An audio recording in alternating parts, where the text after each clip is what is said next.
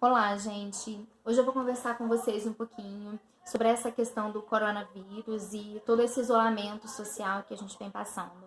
Eu entendo essa situação como extremamente desafiadora para todos nós, tanto no sentido pessoal quanto no sentido coletivo, né?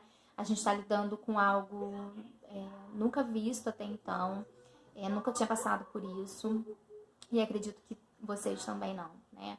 A gente tem aí o exemplo da H1N1 em 2009, mas a gente não viveu dessa forma intensa e séria como a gente está vivendo atualmente, né? Então, esse é um grande desafio, né? É um desafio até para a nossa saúde emocional, porque isso requer da gente uma grande adaptação, uma grande flexibilidade psicológica para lidar com um cenário até então não pensado pela gente, né? Por nós mesmos.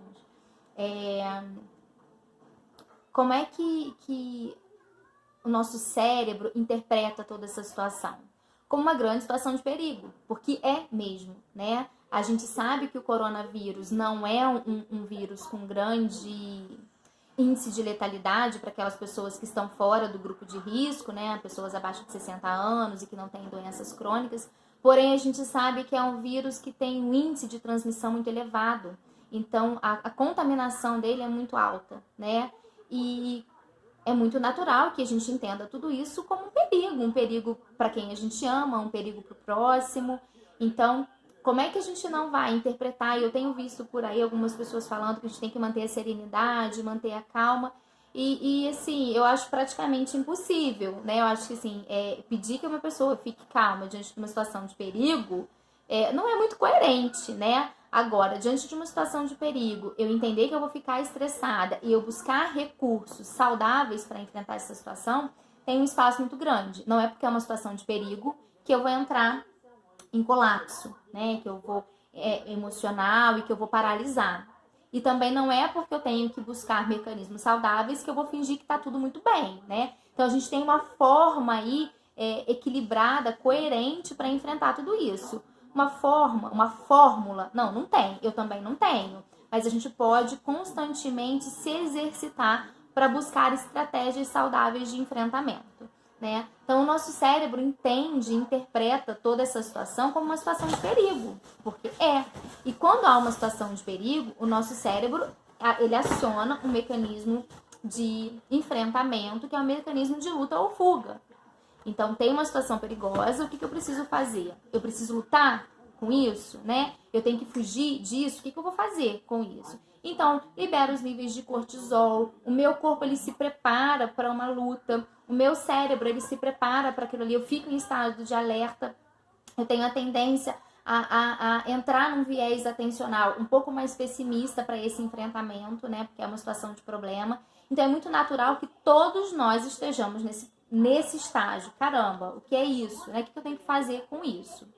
Então é muito importante que nessa hora, o que eu tenho que fazer com isso, a gente se pergunte, né? O que eu posso fazer para lidar com essa realidade que eu não posso mudar, né? Eu não posso mudar que o vírus está em circulação, eu não tenho controle sobre isso. Você tem? Eu não tenho, né? Mas o que eu posso fazer qual é a minha parte nessa situação? E aí entra a questão do isolamento social, da responsabilidade pessoal, da responsabilidade com o coletivo, da programação pessoal, para que a gente enfrente essa situação de forma mais branda, eu acho que não é essa palavra, da melhor forma possível, né? Então, o isolamento social é uma forma da gente enfrentar essa realidade que eu não posso mudar. Eu não posso mudar a incidência do vírus, mas eu posso evitar que ele se propague. O que eu posso fazer? Eu posso higienizar as minhas mãos, eu posso ter consciência que eu não tenho que ficar andando, eu só vou sair para ir ao mercado e voltar. Eu vou evitar o contato físico. Então, são situações em que a gente se adapta diante de uma realidade que a gente não pode mudar.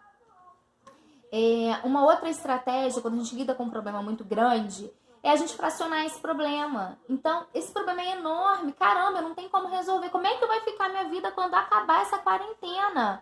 E daqui a 2 meses, o que eu vou fazer? E a escola do meu filho? Meu filho tá aqui, tá sentadinho aqui na minha frente. Combinei com ele que ele tinha que ficar quietinho. O que eu vou fazer com a criança dentro de casa o dia inteiro? Eu não posso sair pra andar de bicicleta.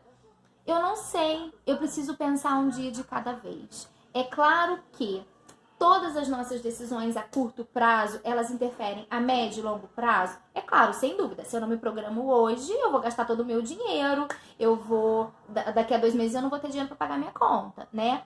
Mas eu preciso pensar uma semana de cada vez. Por quê? Porque eu não sei o que vai acontecer daqui a 20 dias. Então eu não tenho bola de cristal, eu não tenho, você tem. Por mais que a gente tenha dados aí do que aconteceu em outros países, a gente está adotando medidas aqui, a gente adotou muito mais cedo do que outros países, a gente não sabe como isso vai evoluir. Então é muito importante que a gente fique antenada, né, no que está acontecendo à nossa volta, mas que a gente se organize aos pouquinhos. Então eu tenho usado como estratégia, tenho dado essa orientação aos meus pacientes, que é de se organizar uma semana de cada vez, se planeja para essa semana, organiza a sua rotina em casa para essa semana, a sua rotina de trabalho, a sua rotina com seu filho, o que você precisa comprar no supermercado para uma semana. Daqui a 7 dias você se reorganiza, você replaneja suas atividades, você vê quais são os filmes que você quer assistir, quais são as atividades que você pode fazer com seu filho, quais são as contas que você precisa pagar, uma semana de cada vez, né? Por quê? Porque assim a gente lida com um problema muito mais concreto, muito mais palpável, que a gente tem possibilidade de atuar. E aí a gente não entra em colapso mental. Porque quando a gente lança o nosso pensamento lá para frente, a gente imagina problemas muito maiores, a gente entra num campo de imaginação muitas vezes, e às vezes até fantasioso, porque a gente não vai criar cenários muito bonitinhos, a gente tende, quando está mais ansioso e estressado, a criar cenários extremamente catastróficos, e aí a gente vai entrar num sofrimento psíquico, né? Então, lide com um dia de cada vez. Uma outra estratégia que eu tenho usado muito é desenvolver pensamentos saudáveis.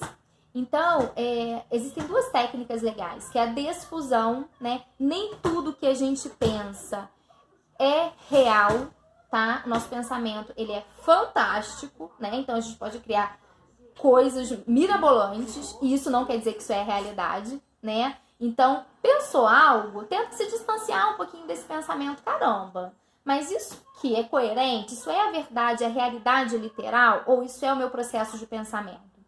E outra é a solução de estratégias saudáveis de pensamento. Como eu poderia pensar essa situação de uma forma saudável?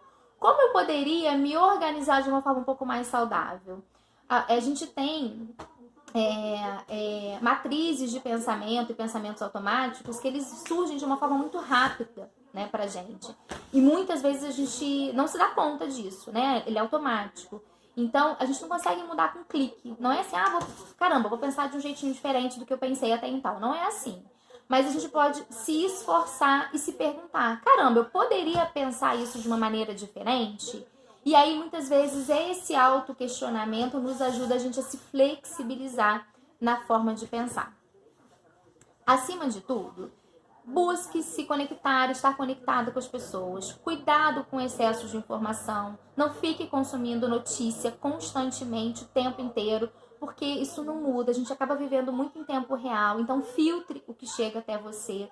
Mas hoje a gente tem o recurso da tecnologia para a gente se manter conectado nessa rede de apoio. Então, use e abuse disso. Converse com amigos, faça videochamadas, troque mensagens, se mantenha conectado. Acima de tudo, cuide-se, né? Cuide de você, cuide de quem você ama e esteja alerta para aquilo que é o autocuidado.